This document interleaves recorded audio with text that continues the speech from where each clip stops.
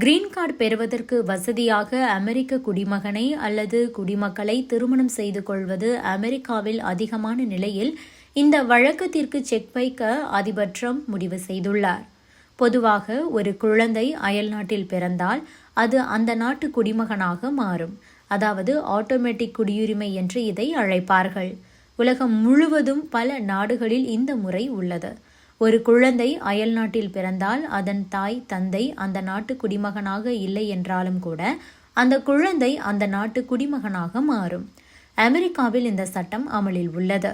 இந்த சட்டத்தை தான் ட்ரம்ப் நீக்குவதாக அறிவித்துள்ளார்.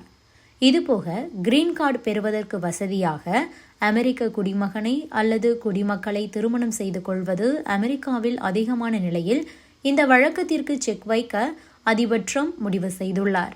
அதன்படி கிரீன் கார்டு பெற வேண்டும் என்பதற்காக நடத்தப்படும் பொய்யான திருமணங்களை தடுக்கவும் தற்காலிக திருமணங்களை தடுக்கவும் விசாரணையை அதிகப்படுத்தியுள்ளனர். அதன்படி உங்களின் அமெரிக்க இணையை நீங்கள் எப்படி பார்த்தீர்கள், அவருடன் எத்தனை முறை டேட்டிங் சென்றீர்கள், உங்கள் காதல் எவ்வளவு உறுதியானது, உங்களின் பின்புலம் என்ன, உங்களுக்கு இடையே சண்டைகள் வந்துள்ளதா என்பதையெல்லாம் விசாரிக்க உள்ளனர். அதோடு அவர்களின் அந்தரங்க வாழ்க்கை, ஒன்றாக வாழும் திறன் என்று அனைத்தையும் சோதனை செய்து அவர்கள் உண்மையில் திருமணம் செய்கிறார்களா அல்லது கிரீன் கார்டு வேண்டும் என்று பொய்யான திருமணத்தை செய்கிறார்களா என்று விசாரிக்க உள்ளனர். ஏற்கனவே அமெரிக்காவில் கிரீன் கார்டுகள் தருவது நிறுத்தப்பட்டுள்ளது. அதாவது புதிய விண்ணப்பங்களை ஏற்றுக்கொள்வதை நிறுத்தி வைத்திருக்கின்றனர். கிரீன் கார்டு பெற விண்ணப்பம் செய்ய வேண்டும். அதை ஏற்ற பின்பு அதற்கான லைனில் காத்திருக்க வேண்டும். ஒருவரின் விண்ணப்பம் ஏற்கப்பட பல வருடங்கள் ஆகலாம்.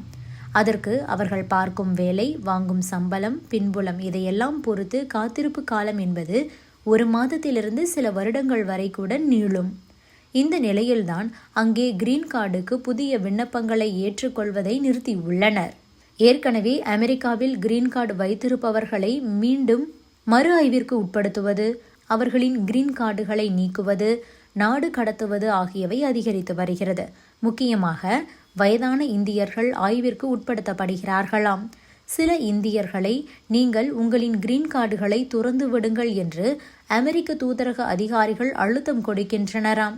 இதற்காக US custom and border protection அதிகாரிகள் களமிறக்கப்பட்டுள்ளனர். வயதான இந்தியர்களை சோதனை செய்து உங்களுக்கு கிரீன் கார்டு இருக்க இனியும் தகுதி இல்லை என்று கூறி அவர்களை கிரீன் கார்டுகளை துறந்து விடுங்கள் என்று அமெரிக்க தூதரக அதிகாரிகள் அழுத்தம் கொடுக்கிறார்கள்.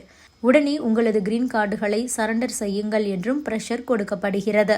கிரீன் கார்டு வைத்துள்ளவர்கள் அப்படி சரண்டர் செய்ய வேண்டியது இல்லை. அவர்கள் வழக்கு தொடுக்கலாம். ஆனாலும் சரண்டர் செய்யும்படி அவர்களுக்கு பிரஷர் கொடுக்கப்படுகிறதாம். சமீபத்தில்தான் துணை அதிபர் JD வான்ஸ் கிரீன் கார்டு என்பது நிரந்தரமல்ல, அதை நாங்கள் நினைத்தால் நீக்குவோம் என கூறியிருக்கிறார். அமெரிக்காவில் ட்ரம்ப் கொண்டுவர உள்ள இந்த புதிய விதிப்படி $5 மில்லியன் தந்து யார் வேண்டுமானாலும் நிரந்தரமாக கோல்டு கார்டு விசா பெற முடியும். இது கிரீன் கார்டு போல நிரந்தர குடியுரிமை விசா ஆகும். அங்கே கிரீன் கார்டு பெற நீண்ட காலம் அங்கே இருப்பதோடு அதற்கு லைனிலும் நிற்க வேண்டிய அவசியம் இருக்கிறது. ஆனால் கோல்டு கார்டு பெற இனி லைனில் நிற்க வேண்டிய அவசியமில்லை. மாறாக உங்களுக்கு நிறைய சொத்து, பிசினஸ் பின்னணி இருக்க வேண்டும்.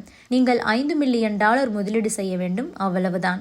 அதாவது இந்திய மதிப்பில் கிட்டத்தட்ட 50 கோடி ரூபாய் கட்ட வேண்டும். ட்ரம்ப் அமெரிக்காவில் ஆட்டோமேட்டிக் சிட்டிசன்ஷிப் முறையில் மாற்றத்தை கொண்டு வர முடிவு செய்திருக்கிறார். இதற்கான சட்டம் கொண்டு வரப்பட்டு அது தொடர்பான வழக்கும் கூட தற்போது நடந்து வருகிறது.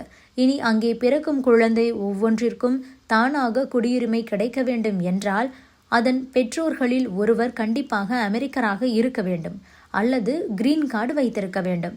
இந்த புதிய விதிப்படி அமெரிக்காவில் பிறக்கும் வந்தேரி பிரிவைச் சேர்ந்த குழந்தைகளுக்கு இனி ஆட்டோமேட்டிக் சிட்டிசன்ஷிப் கிடையாது. அதாவது பெற்றோர்களில் ஒருவர் கண்டிப்பாக அமெரிக்கராக இருக்க வேண்டும். இனி அங்கே சிட்டிசன்ஷிப் பெறுவதற்கு குடியுரிமை அல்லது அமெரிக்காவில் ஏதாவது ஒரு கிரீன் கார்டு அல்லது அதிகாரப்பூர்வ இருப்பிட சான்று என்பதை வைத்திருக்க வேண்டும். இவர்களுக்கு பிறக்கும் குழந்தைகளுக்கு மட்டுமே குடியுரிமை வழங்கப்படும் என்று ட்ரம்ப் மிக முக்கியமான முடிவை எடுக்க உள்ளார். இதனால் ஆட்டோமேட்டிக் சிட்டிசன்ஷிப் மூலமாக பலன் அடைந்த பல ஆயிரம் இந்தியர்கள் பாதிக்கப்படும் வாய்ப்புகள் உள்ளன. இந்த புதிய விதி காரணமாக அமெரிக்காவில் இனி கொஞ்சம் கொஞ்சமாக இந்திய ஆண்கள் பெண்கள், அமெரிக்க ஆண்கள் பெண்கள் இடையே திருமணம் நடப்பது என்பது நாளுக்கு நாள் குறைய வாய்ப்புள்ளது. ஏனென்றால் அங்கே எல்லா இந்தியர்களிடமும் கிரீன் கார்டு என்பது இல்லை. பலரும் H1B விசா வைத்துள்ளனர். இப்போது ஆண் பெண்களில் ஒருவராவது கிரீன் கார்டு வைத்திருக்க வேண்டும். அப்படி இருந்தால்தான் பிறக்கும் குழந்தைக்கு குடியுரிமை கிடைக்கும். இதன் காரணமாக கிரீன் கார்டு உள்ள இந்திய ஆண் அல்லது பெண்ணுக்கு திருமணம் நடக்கும். கிரீன் கார்டு வைத்திருப்பவர்களை திருமணம் செய்ய மட்டுமே பெரும்பாலும் ஆணோ பெண்ணோ முன்வருவார்கள்.